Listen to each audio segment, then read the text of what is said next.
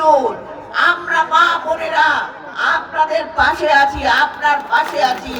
আপনাকে আমরা জয়যুক্ত করে এই এলাকার উন্নয়নের কান্ডারি আপনার হাতে তুলে দেব। বোনেরা, আপনারা এতক্ষণ শুনলেন আমার সদস্য সচিব অ্যাডভোকেট নিপুণ রায় চৌধুরীর কথা। তিনি বলেছেন আপনাদেরকে, এই যে নারী আজকে আপনারা এত সুন্দরভাবে এখানে এসেছেন, আপনারা যে আজকে কথা বলতে পারছেন, এটার নেতৃত্ব দিয়েছিলেন আমাদের ভারপ্রাপ্ত চেয়ারম্যান জনাব তারেক রহমান। আমাদের অনেক নেতা, অনেক কর্মী, অনেক ভাই, অনেক বোন নির্যাতিত হয়েছে, খুন হয়েছে, গুম হয়েছে, কিন্তু আপনারা লড়াই করে ধানের শীষে প্রান্তিক গ্রামীণ এলাকায় আপনারা ধানের শীষের পতাকা তুলে রেখেছিলেন। আপনাদের মনে অনেক কষ্ট, তারপরেও আপনারা এই দিনটির জন্য অপেক্ষা করেছিলেন।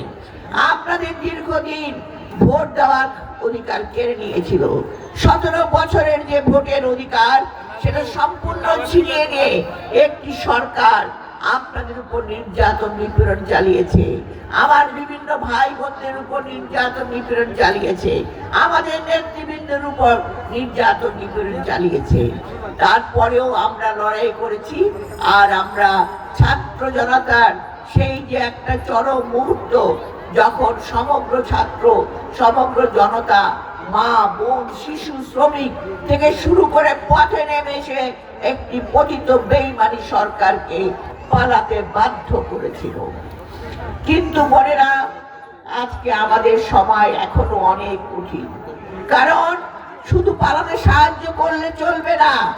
জনগণের অধিকার, মৌলিক অধিকার, জবাবদিহিমূলক সরকার আপনাদেরকে প্রতিষ্ঠা করতে হবে। সেই প্রতিষ্ঠার জন্য দরকার নির্বাচন। সেই নির্বাচনের মধ্য দিয়ে একটি সরকার প্রতিষ্ঠা করে আগামী দিনের বাংলাদেশকে আপনাদেরকে গড়ে তুলতে হবে।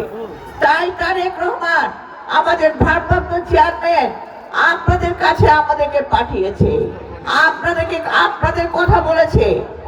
এই আমার প্রান্তিক গ্রামীণ মহিলা, যারা অনেক কষ্ট করে দিন এনে দিন খেয়ে না খেয়ে তারা তাদের সন্তানদের মানুষ করে বাংলাদেশের শক্তি হিসাবে কাজ করেছে, তাদের কাছে আমার আহ্বানটা পৌঁছে দেন।